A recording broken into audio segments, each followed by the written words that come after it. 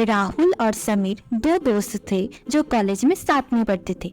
एक दिन एक कॉफी शॉप में 10 साल बाद उन दोनों दोस्तों की मुलाकात हुई।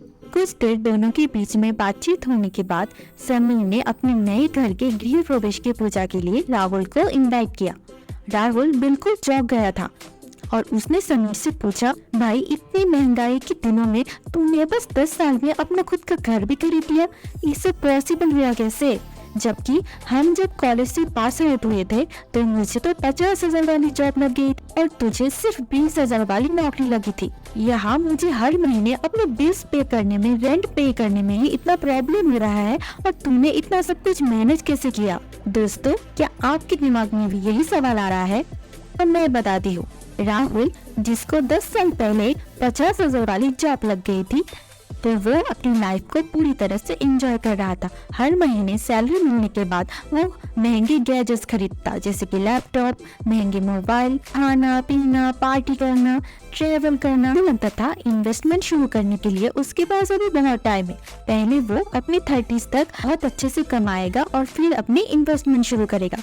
और दूसरी तरफ था समीर, जिसको सिर्फ 20,000 वाली सैलरी होने के बाद भी उसने थोड़ा थोड़ा करके अपने पैसों को सेव किया और 10 साल बाद वही पैसे उसको लाखों में बदल के मिल गए। जब राहुल ने समीर को पूछा, भाई तूने इतना सब पॉसिबल किया कैसे? तो फिर समीर ने उसको बताया कि उसने 7 ऐसी बातों का खास ख्याल रखा था और उसमें आखिरी के 2 बात ने उसको सबसे ज्यादा मदद किया था। चलिए जानते हैं वो स्टेप्स। स्टेप नंबर 1 में समीर ने बताया कि उसने पहले समझा उसको पैसों इन्वेस्ट करना क्यों जरूरी है। समीर को ये बात अच्छी तरह से पता चल गया था, अगर वो अपनी 20s में ही इन्वेस्ट करना शुरू कर देता है तो यही उसके कुछ 500 और 1000 रुपए की इन्वेस्टमेंट उसको लॉन्ग टर्म में एक फाइनेंशियल सिक्योरिटी प्रोवाइड करेगा और वो इसी इन्वेस्टमेंट से अपनी प्रॉफिट भी अर्न कर सकेगा और अपने पैसों को भी ग्रो कर सकेगा। स्टेप नंबर 2 में समीर ने एक फाइनेंशियल गोल सेट किया था। इससे हम अपने पैसों को इन्वेस्ट करने में डिटरमाइंड और कंसिस्टेंट रहते हैं।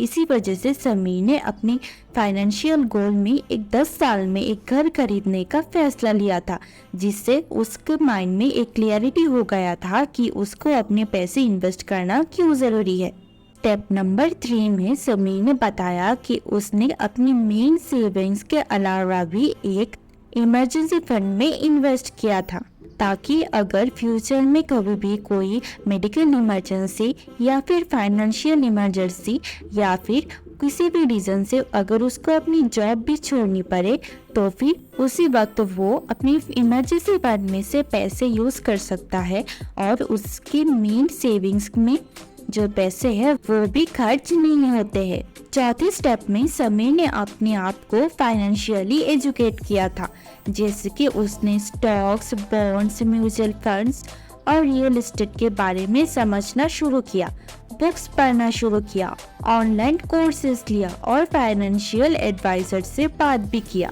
5वें स्टेप में समीर ने अपनी इन्वेस्टमेंट को डाइवर्सिफाई किया था।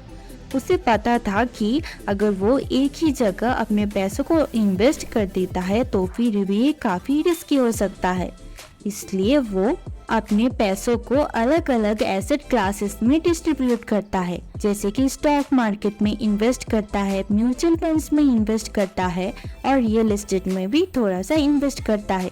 इससे उसका रिस्क भी कम हो जाता है और रिटर्न्स भी ज्यादा मिलता है।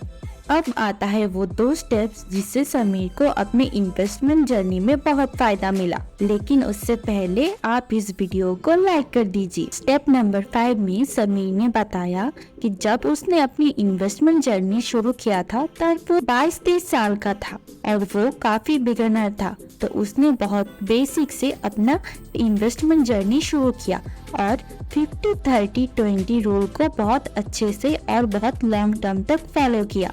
राहुल हो गया फिर से कंफ्यूज और उसने समीर को पूछा, भाई अब ये वाला रूल कहाँ से आ गया?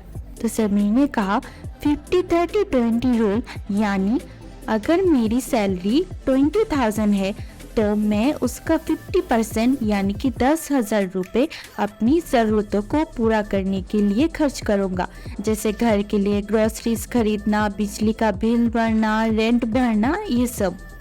30% यानी मैं अपनी सैलरी के 6,000 रुपये से अपने छोटे मोटे शौक पूरा करता था, जैसे कि अपने लिए एक घड़ी खरीदना, घर के लिए टीवी खरीदना, वॉशिंग मशीन खरीदना, ये सब। और बाकी के 20% यानी कि 4,000 रुपये में मैं अपनी सेविंग्स करता था, और हर साल जब भी मेरी सैलरी बढ़ता रहता था, मैं अपनी 20% में जो 4,000 रुपये थे वो धीरे धीरे इंक्रीज करता रहा, और मेरी सेविंग्स के पैसे भी इंक्रीज होते गए। स्टेप नंबर 7 में समीर ने राहुल को बताया था कि उसने एक ऐसे जादू को खोज लिया था जो सिर्फ उसके 20s में नहीं, और उसके 30s, 40s और 50s में भी उसको बहुत मदद करेगा, और उसकी कुछ 500,000 की महीने भर की इन्वेस्टमेंट को करोड़ों में ले जाएगा। राहुल ने तब समीर से कहा, काश मैं भी तेरी तरह अपनी इन्वेस्टमेंट जर्नी शुरू कर देता,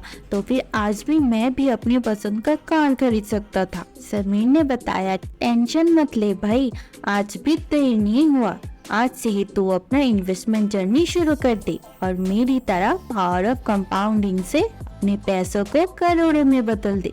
दोस्तों, इस वीडियो में से हम जान पाते हैं, अगर हम अपनी लाइफ के अर्ली स्टेज में ही पैसों को इन्वेस्ट करना शुरू कर देते हैं, चाहे वो कितना छोटा से छोटा अमाउंट क्यों ना हो, वो हमें लॉन्ग टर्म में एक बहुत अच्छा रिटर्न देगा और हमें फाइनेंशियली सिक्योरिटी प्रोवाइड करेगा।